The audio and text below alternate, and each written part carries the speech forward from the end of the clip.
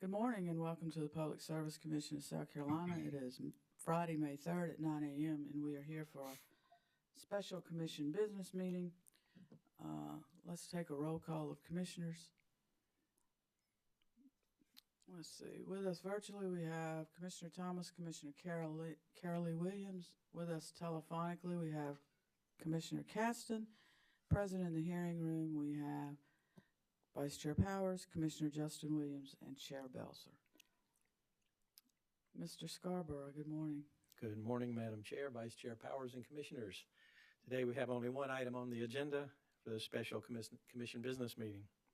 This item appears in dockets number 2023-388E and 2023-403E.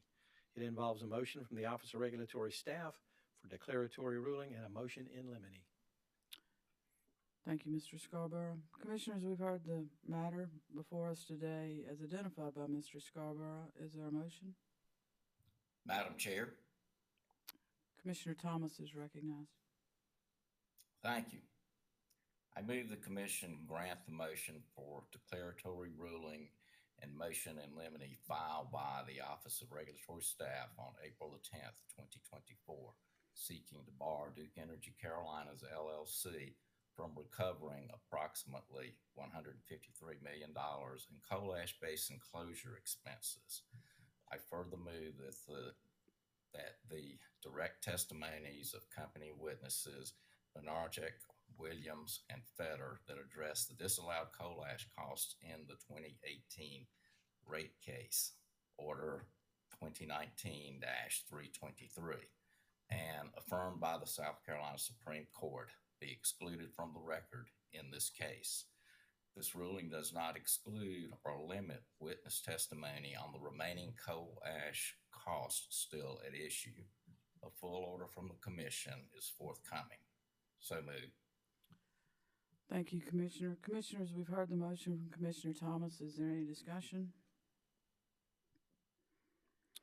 Commissioner Thomas, while I respect your position and I respect the motion, I cannot support the motion.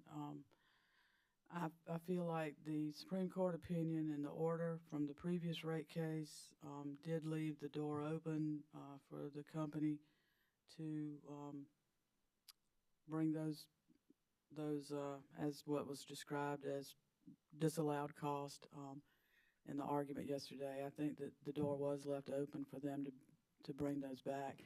And while that is my position, I would make clear that would just be for the Commission to consider those costs. It does not guarantee that the Commission would grant those costs. It would just allow the company to present those costs, present any change in circumstances related to those previously disallowed costs for Commission consideration. So while I respect the motion, I just want to put on the record that I will not be supporting it.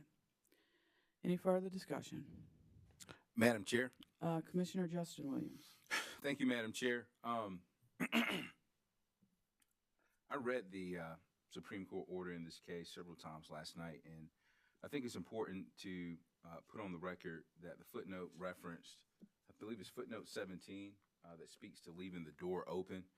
I think it's important that we read that full footnote in order to understand the context, at least the context in which I'm reading the footnote based on the Supreme Court order and the PSC's order. And the footnote reads, footnote 17, we respectfully disagree with the dissent's suggestion that the PSC punished Duke because it caused CAMA to be enacted. The PSC merely stated the obvious in noting the spill at Dan River was an impetus for the enactment of CAMA.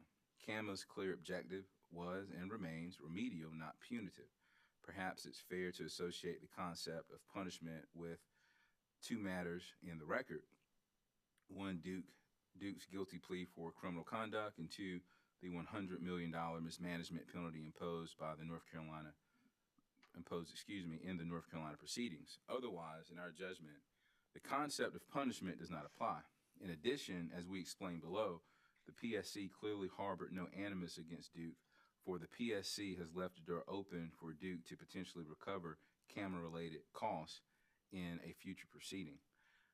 The reason I'm reading the full footnote, Madam Chair, is I was concerned about the language that the PSC left the door open, because that would cause great confusion and honestly probably had that language has led to us having this motion to determine. And for me, again, reading the order several times and reading the Supreme Court order several times in our order, it seems clear to me that the PSC, based off witness testimony, anticipated that there could be a future where the rules would change, and that in a future proceeding, such as the proceeding that we are in at present, there would be more camera costs that would be alleged or be offered for commission determination as to whether it should be recovered or not. I don't think the door was ever intended to be left open for disallowed costs, and I think that's the difference here. And I respect your position, but there's a difference between disallowed costs that were already offered and rejected.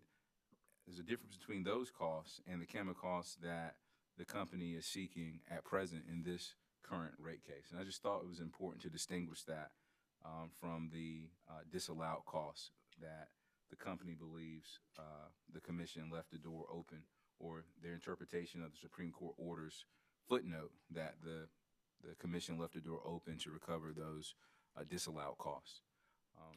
Just want to offer that for the record. Thank you, Madam Chair.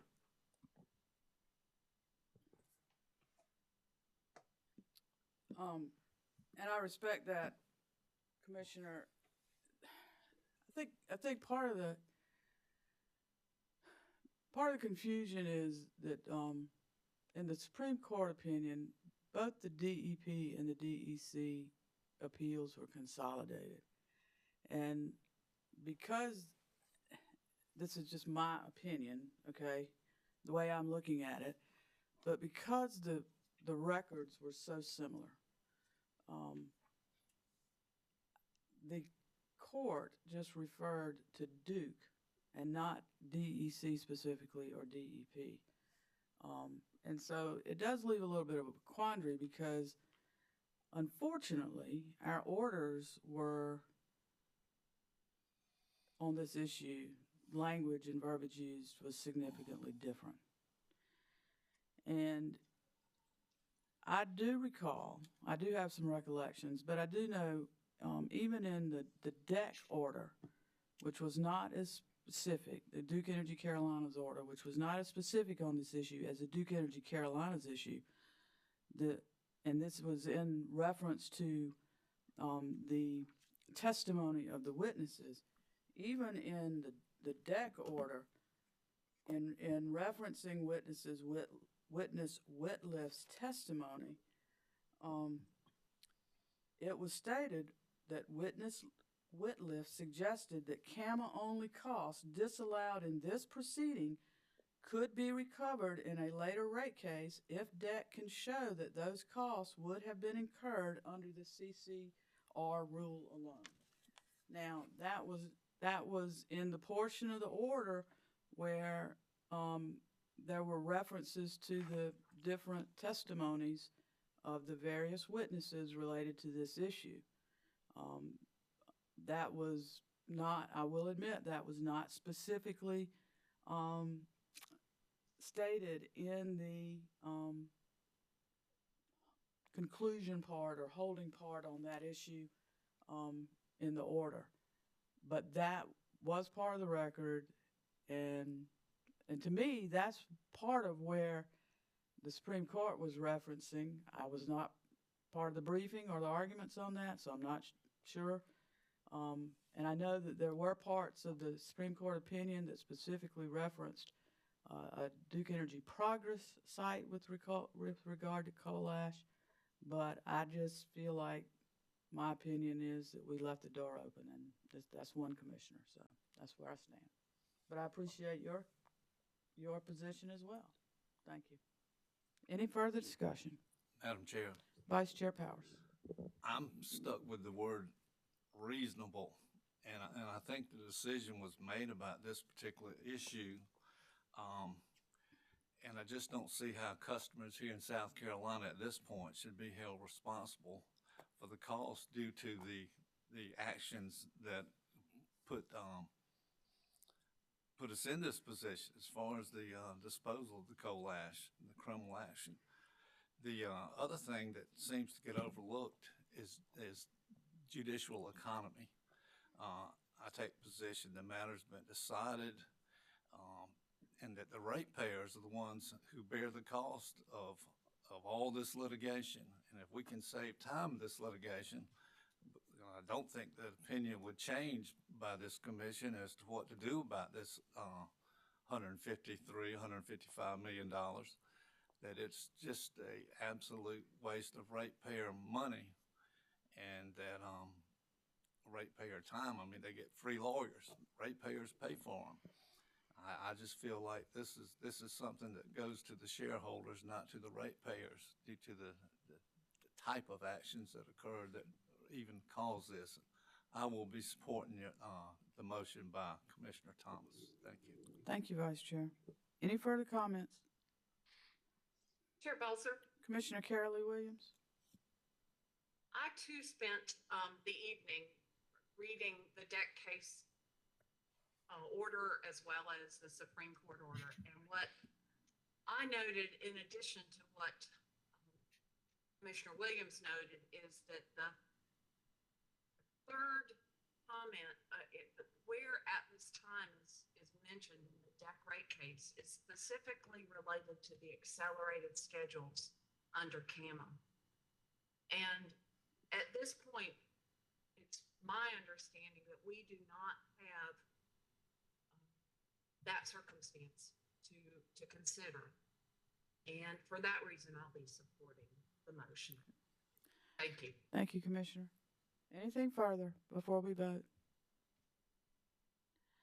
Hearing nothing further, we will proceed to a roll call vote. Commissioner Thomas. Aye. Commissioner Justin Williams. I vote aye. Vice Chair Powers. Aye. Commissioner Carolee Williams. Aye. Commissioner Caston. Aye. The chair votes no. By a vote of 5-1, the motion carries. Mr. Scarborough, anything further? No, ma'am.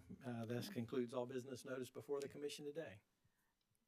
Well, that completes our agenda. Thank everyone for being here, and hope everyone has a good weekend, and this meeting is adjourned. Thank you.